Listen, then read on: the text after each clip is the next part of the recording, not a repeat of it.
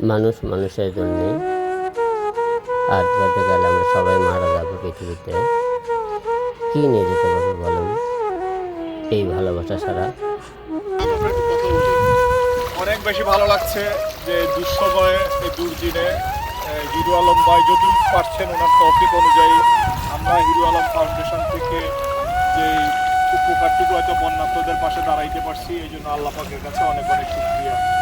সেই জন্য চাইব ভবিষ্যতে যেন সমস্যা যেন হিরো আলম ভাইকে সবসময় এরকম বন্যার্থ এবং দুর্ঘটনার মানুষের কাছে যেন দাঁড়াইতে পারে, এটা চাই। সবাই গল্পের জন্য দোয়া করবেন। আর আলম ভাই সুস্থতা কামনা করছি। পৃথিবীতে কেউ জানে না কখন কার কোথায় মৃত্যু হবে, কখন কীভাবে জীবন কাটবে। আজকে অবাক, আমরা কিছু এলাকায় দেখেছি কিছু লোক মারা গেছে, তাদেরকে খাটতে দিয়ে পুকুরেই রাখা হয়েছে, কিন্তু পানির মতো তাদের কবরস্থানে দাফন করার মতো ব্যবস্থা নেই। একবার ভাবুন তো, আজকে তো আপনার আমার এরকম হইতো।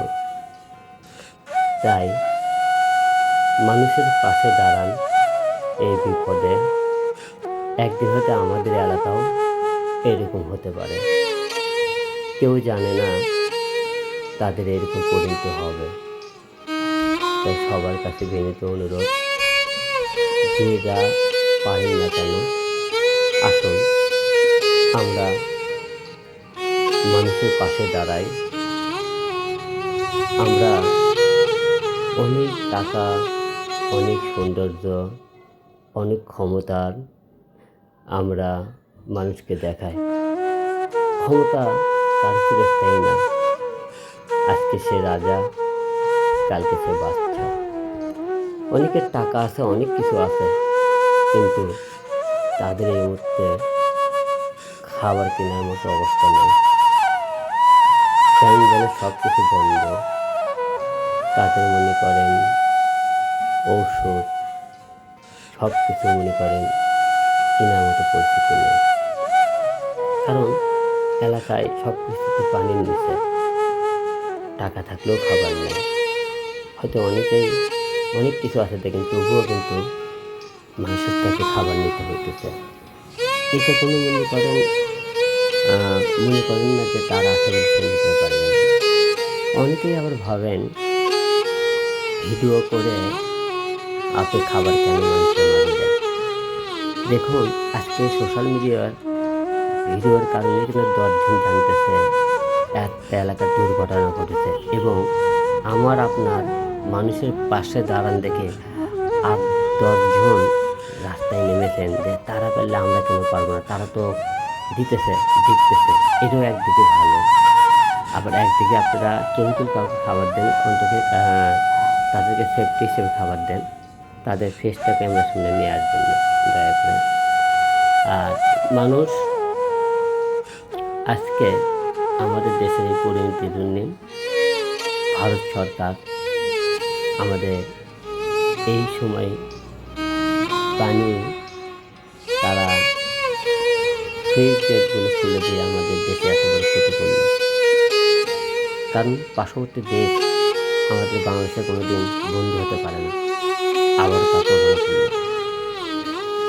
তা আপনারা জানেন যে যেখান থেকেই এবং দেশের বাইরে থেকে আপনারা যারা আমাদের এই ভিডিও দেখতেছেন, সবাইকে এই ভিডিও দেখে অন্তত আপনারাও পাশে দাঁড়ান। যে আমরা আপনাদের অনেক এলাকা তুলে ধরার চেষ্টা করছি। আমরা শুনেছি এখন পর্যন্ত অনেক এলাকায় খাবার পানি পৌঁছেনি। অনেকেই হয়তো সামনে থেকে এসে তারা চলে যায়, কিন্তু ভিতরে ঢোকে না।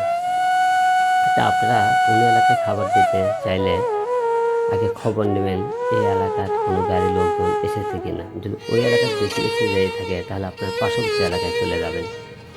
কারণ সবার পাশে দাঁড়াতে যেতে চাই, এবং বাংলাদেশে এখন আগের থেকে অনেক মানুষের মন মানসিকতা বেড়ে গেছে।